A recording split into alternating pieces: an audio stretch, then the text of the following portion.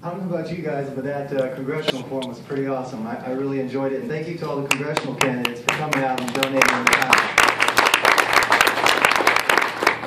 So my name is Manuel Martin. I'm running for the 9th State Assembly District. That is Lodi, Galt, Elk Grove, and southern portions of Sacramento, including the Pocket area. I know I'm a little far outside of my district, but I do live in San Joaquin County, and I'm proud to live in San Joaquin County. I was born in Lodi. I was raised on my grandfather's farm out in the country.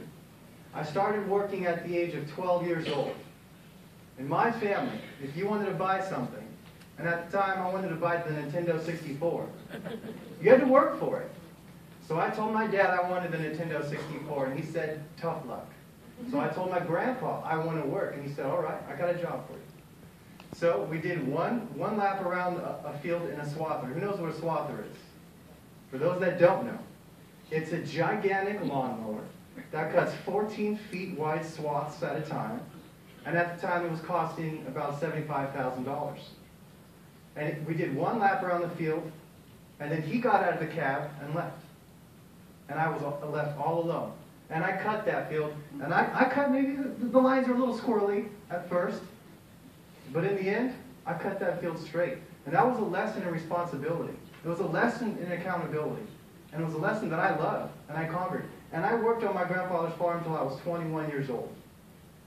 While I lived on the farm, I also started a pomegranate jelly company. My grandfather put in pomegranate trees, and anybody can make jelly, right? And I figured I could do it too.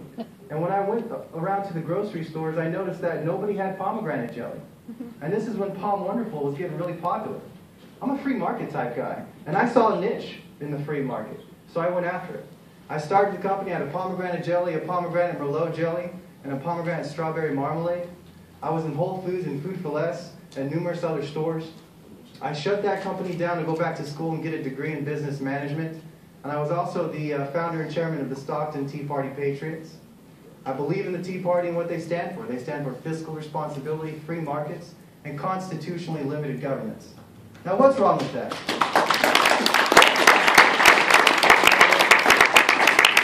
And whenever you hear somebody saying, oh, you Tea Partiers, you're racist, let me tell you what's racist. SCA 5. Have you guys heard of SCA 5? It stands for Senate Constitutional Amendment number 5. It's a bill that your state legislator, your state senators just passed. And what it would do is it would allow colleges and state agencies to not only hire people, but also to accept students based on the condition of the color of their skin. So what does that mean? If you give somebody certain access because of the color of their skin, that means you just denied someone else that very same access because of the color of their skin. You know what? This is America, and we're better than that. We fought a civil war over the right for people to not be judged by the color of their skin. And here we have our state senators passing bills to divide us. I think we need to stop electing representatives that want to divide us and start electing representatives that want to unite us.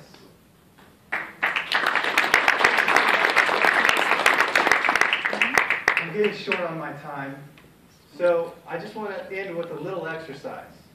See, a lot of Republicans want to stand up here, and they want to talk about how it's all about small government. And I believe in small government. And I say, look, small government is nice. But small government can still be tyranny. So here's a little example. Let's say on the federal level. I pick federal politics because everybody's very familiar with federal politics, and it moves people. It's very passionate. The Constitution is near and dear to a lot of people's hearts. So let's say on the federal level, you got rid of the USDA, the Department of Commerce, the Department of Energy, Department of Housing and Urban Development, and the Department of Labor, etc., etc. Keep listing it. Is that small government? Does that sound good? I think that sounds pretty good, right? I mean, I think it's exceptional. But are you achieving anything? No. And here's why I say you're not achieving much. You would still have the Department of Education that is not teaching history, that is not teaching economics, and that is not teaching the Constitution. You would still have the Department, the EPA, stealing and condemning people's land. You would still have the NSA spying on all of us as if we are not free people. You would still have the life-sucking income tax.